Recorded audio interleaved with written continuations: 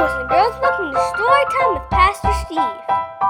Today's story is the story of Elijah. The Bible tells us in 1 Kings chapter 18 and verse 38, it says, "Then Yahweh's fire fell and consumed the burnt offering, the wood, the stones, and the dust, and it licked up the water that was in the trench." Well, let's read about the story of Elijah. Elijah is a prophet. He knows the king has led the people to worship a false god. Elijah tells the king, "There will be no rain or dew in the coming years unless I say so." During the drought, God tells Elijah to hide from the king in a valley. Ravens fly to Elijah every morning and evening to give him bread and meat to eat. Later, Elijah meets a widow. Because of the drought, she has only enough flour and oil left to make one loaf of bread. Elijah tells her to make him a small loaf first. Because she obeys, the oil and flour never run out.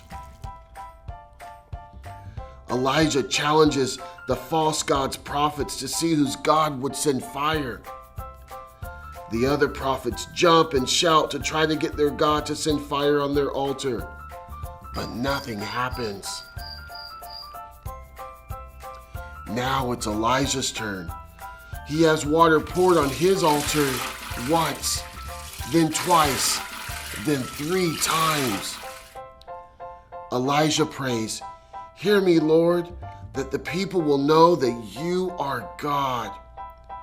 And God sends down fire to burn his sacrifice. After that, it starts to rain again. Elijah's God is the real God. Boys and girls, when Elijah was hiding from the king, how did God take care of him? Do you remember? That's right, he sent the ravens to feed him. And then when God sent fire, boys and girls, do you think the people were surprised? I do. Well, has there ever been a time where God has surprised you? Boys and girls, we always need to remember that God wants us to always obey him.